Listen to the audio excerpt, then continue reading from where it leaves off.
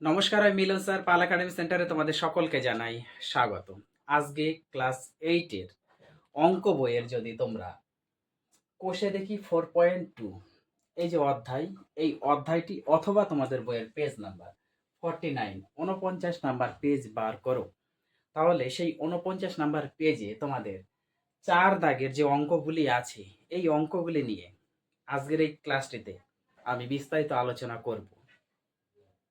এই ক্লাসটি শুরু করার পূর্বে তোমাদের কাছে আমার ছোট্ট একটা রিকোয়েস্ট, যারা আমার চ্যানেলে নতুন এখনো পর্যন্ত সাবস্ক্রাইব করনি তারা অবশ্যই চ্যানেলটিকে সাবস্ক্রাইব করে একটু পাশে থাকবে, এবং যারা আমার ফেসবুক প্রোফাইল থেকে ক্লাসগুলি দেখো বা দেখছো এখনো পর্যন্ত প্রোফাইলটিকে ফলো করনি তারা অবশ্যই প্রোফাইলটিকে একটু ফলো করে পাশে থাকবে।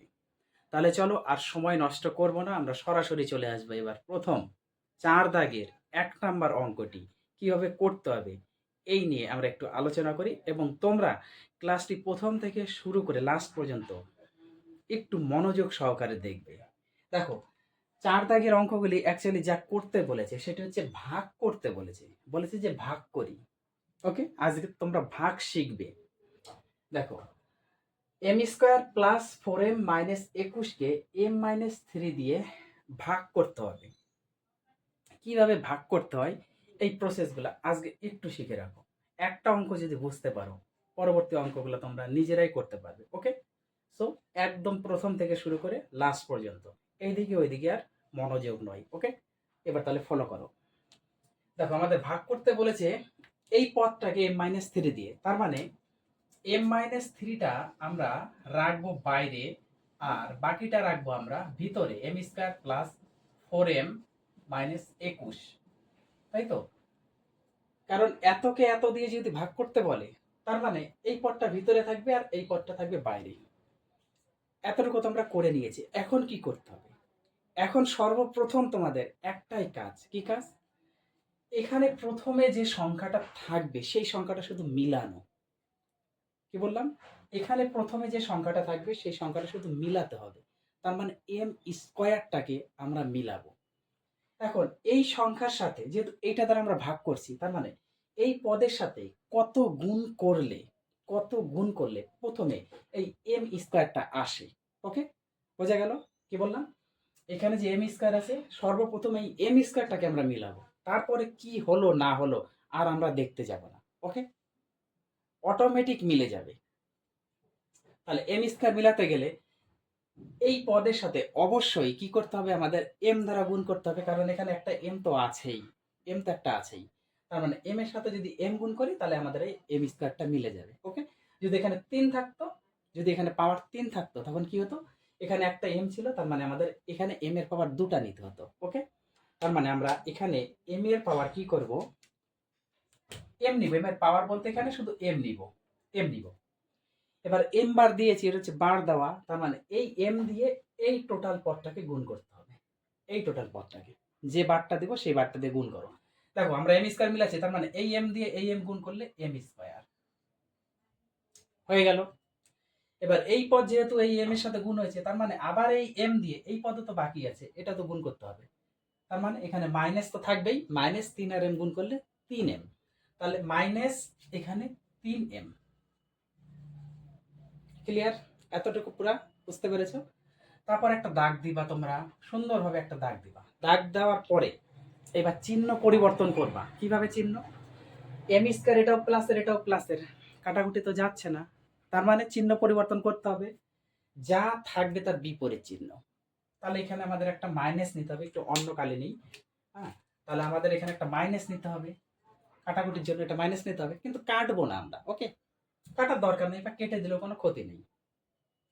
তাহলে এখানে কিছু না প্লাস ছিল, তার বিপরীত চিহ্ন নিয়েছি মাইনাস, তাহলে এখানে মাইনাস আছে, এর বিপরীত চিহ্নটাও প্লাস।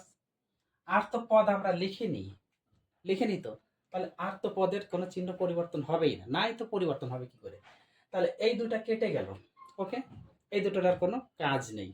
এখন তাহলে আমাদের কাজ থাকলো কি? এখানে দেখো, এটা প্লাসে 4টা এম আর এখানে প্লাস দিয়েছি, মানে তখন কিন্তু এই মাইনাসটা ধরা যাবে না, যে তোমরা চিহ্ন পরিবর্তন করেছি সেটা আর ধরা যাবে না। ওকে, তাহলে এখানে প্লাসের 3টা, এখানে প্লাসের 4টা, তাহলে যোগ করলে প্লাসের 4 আর 3 7টা এম হয়। করলাম আমরা। তারপরে দেখো এখান থেকে একটা পদ বাকি আছে না, এই পদটা আমরা এখানে নামিয়ে দেবো, -21 আমরা নামিয়ে দেবো। ওকে, কারণ ছিল -21 নামিয়ে দেবো। এখন আবার কি করতে হবে, সব সময় এখানে +7m আমাদের মিলাতে হবে। ওকে, প্রথমটা যেমন m স্কয়ার মিলেছে, তাহলে এইবার এটার ক্ষেত্রে 7m করতে হবে। তার মানে এই পদের সাথে কত গুণ করলে প্রথমে 7m হয়? m তো অলরেডি আছে, m এর তো দরকার পড়বে না, তাহলে আমাদের দরকার পড়বে শুধু সংখ্যা 7 এবং সেটা +7। ওকে, তাহলে এখানে আমরা প্লাস বার নিব আর 7 নিব, হয়ে গেল। তাহলে +7 সাথে যদি m গুণ করি তাহলে +7m হবে, বোঝা গেল। আবার এই প্লাস, আবার এখানে যে -3 আছে, তাহলে এটা তো গুণ করতে হবে, তাহলে প্লাস আর মাইনাস গুণ করলে মাইনাস, 7 আর 3 গুণ করলে 3 7 21, তাহলে 3 7 21 হয়ে গেল। তারপর কি করতে হয়, আমাদের চিহ্ন পরিবর্তন করতে হয়, চিহ্ন পরিবর্তন করে দাও। এখানে মাইনাস আছে মানে প্লাস হবে, এটা মাইনাস আছে, এটা প্লাস আছে মানে মাইনাস হয়ে গেছে।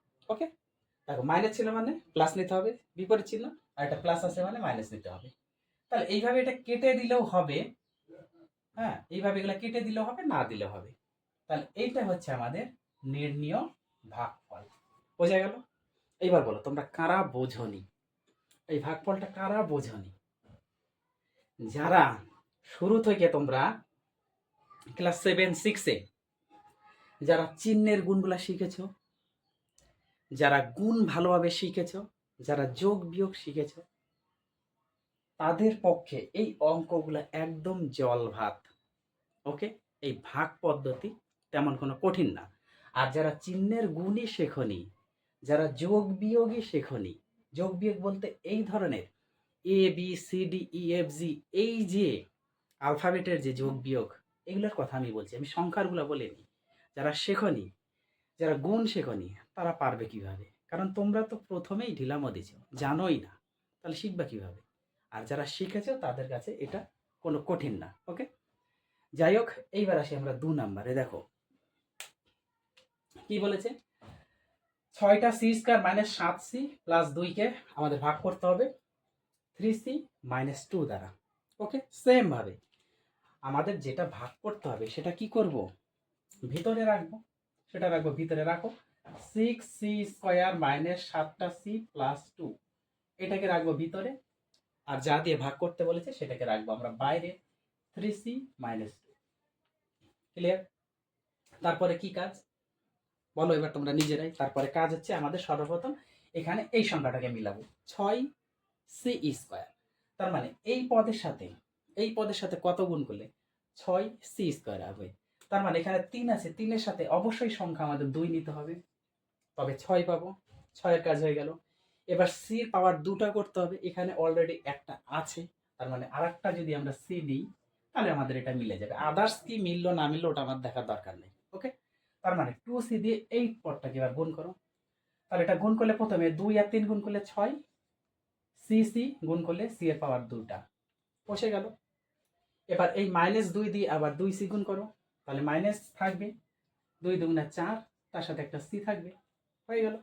কারণ 2 দুগুণা 4, একটা c তো হবেই। এবার কি করতে হয়, চিহ্ন পরিবর্তন করতে হয়, করো। এখানে কিছু না, এখানে প্লাস, প্লাস থাকলে মাইনাস, এটা মাইনাস আছে এটা হবে প্লাস, তাহলে এই দুটা কেটে গেল, না কাটলে কোনো অসুবিধা নেই। তাহলে এটা উপরেরটা হচ্ছে মাইনাসের আছে 7টা আর নিচে প্লাসের আছে 4টা, তাহলে 7 বড় 4 ছোট, অবশ্যই মাইনাস চিহ্ন হবে, কারণ বিয়োগের সময়, যোগ বিয়োগের সময় বড়র পাশে যে চিহ্ন থাকে সেই চিহ্ন বসে। তোমরা শিখেছো, ক্লাস 7-এ শিখেছো, 6-এ শিখেছো। তাহলে এখানে 7 থেকে 4 গেলে 3, 3টে সি বসে গেল, -3টে সি, আর এখানে +2 আছে, বসাও, হয়ে গেল, নেমে গেল। এখন আমাদের আবার কি মিলাতে হবে, এটাকে মিলাতে হবে, -3টা সি। তার মানে এখানে 3টা সি তো অলরেডি আছে, তার মানে এই সংখ্যার সাথে 1 গুণ করলে 3c পেয়ে যাব, কিন্তু আনতে হবে মাইনাস, তার মানে আমাদের -1 নিতে হবে, -1 নিতে হবে, কারণ মাইনাস তো নিতে হবে মাইনাস আনার জন্য। তাহলে 1 দিয়ে যদি গুণ করি আমরা 3টা c পাবো, আর এই মাইনাসের সাথে এই 3 এখানে কিছু নেই মানে প্লাস আছে, প্লাস মাইনাস গুণ করলে মাইনাস হয়ে গেল। ক্লিয়ার? আবার এই -1-এর সাথে -2 যদি গুণ করি তাহলে চিহ্ন আগে গুণ করো, মাইনাস মাইনাসে প্লাস, 1 আর 2 গুণ করলে 2, এবার চিহ্ন চেঞ্জ করো, মাইনাস আছে এটা প্লাস করো, এটা প্লাস আছে এটা মাইনাস করো, তাহলে এই যে কেটে গেল। তাহলে নির্ণীয় ভাগফল, অতএব নির্ণীয় ভাগফল ইকুয়াল টু 2c মাইনাস 1 এটার ক্ষেত্রে। এবার এটার ক্ষেত্রে হবে অতএব নির্ণীয় ভাগফল ইকুয়াল টু কত, m প্লাস 7। ক্লিয়ার? কোনো সমস্যা নেই আশা করি। যদি ক্লাসটি ভালো লেগে থাকে তাহলে অবশ্যই তোমরা একটা লাইক করে যাবে। সমস্যা থাকলে আমাকে একটু কমেন্ট বক্সে একটু কমেন্ট করবে। ওকে, তাহলে তোমরা এগুলো একটু প্র্যাকটিস করো। আমি আবার আসবো পরবর্তী পার্ট নিয়ে। তাহলে আজকের মতো আমি এখানেই শেষ করি।